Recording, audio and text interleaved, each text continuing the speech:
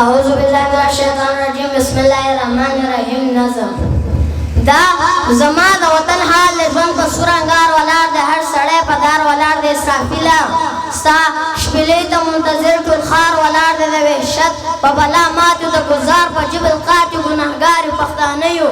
ګنهګار یو پښتانه یو بوج په واړه کائنات یو د بل لاس زموږ روان دی ټول جهان راته حیران دی درد مو زړه کې ځال یې وکړې مړ د دې د لقمان دی د خپل حق غوښتنه نشته دا پرشته لمنه نشته عجیبه لوبه شروع ده د پښتون پښتنه نشته مسلط به موږ د جال دی دا زما د وطن حال دی دا زما د وطن حال دی چې په خپلو وینو رنګ یو په اور سوي یو بدرنګ یو د دوزدق خوند مسکل په جنت کې به هم تنګ یو ژوند زموږ واکې د بل بې منزله مو منزل دی د ایمان ورو شروع ده څوک مرتد دی او څوک غل دی خپل تاریخ مو بیا برون کړو واک اختیار مو د پردو کړو جهالت به موږ وا دی چې باچا په توبو کړو جهالت په موږ وا دی چې باچا په توبو کړو کم رنه ګزار نه شو مګر بیا هم بیدار نه شو د مار خپې د لړم سترګې وشو موږ هوښیار نه شو دې حالاتو ته د خیال دی دا زما د وطن حال دی دا زما د وطن حال دی عالمان یې راته مړ کړل مشران یې راته مړ کړل سکولونو مدرسو کې ماشومان یې راته مړ کړل پټې سترګې چوپه خوله یو تنګ بیخي د ژوندانیو راوتلی تېنه نه شو د ښامار خوله کې پراته یو خپل راتلونکی رانه هېر شو په لمبو کې مې ژوند تېر شو چې ساه نه شو اخیستلی ظلم دلته دومره ډېر شو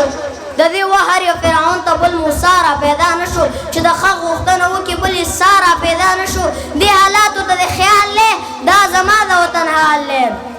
دا زما د وطن حال دی چې په خپلو وینو رنګ یو په اور سوي یو بدرنګ یو د دوزده خوند مو سکلی په جنت کې به هم تنګ یو ژوند زموږ واکې د بل بې منزله مو منزل دی د ایمان برو شروع د څوک مرتد دی او څوک غل دی خپل تاریخ مو بیا برو کړو واک اختیار مو د پردو کړو جهالت په موږ وا دی چې باچا په توبو کړو جهالت په موږ وا دی چې باچا په توبو کړو کم رنه ګزار نه شو مګر بیا هم بیدار نه شو د مار خپې د رړم سترګې وشو موږ هوښیار نه شو دې حالاتو ته د خیال دی دا زما د وطن حال دی دا زما د وطن حال دی څو پیړۍ وشو چې ویر دی لاسو خپو کې مې زنځیر دی ویښېدل زموږ نشته چې ویده زموږ ضمیر دی په شعور او عقل حام یو د غلام ابن غلام یو چې خپل رور ژغورو لګیا یو مین دومره په اسلام یو دا کیسه ختمه کړه خدایه دا لانجه ختمه کړه خدایه موږ له دې قفسه سات کا اسرافیل ته مو وریاد کړه چې بوکې ورکړي قیمت چې پښتون خلاص د دې فساد کا ارتجا نه دی یو سوال دی دا زما د وطن حال دی دا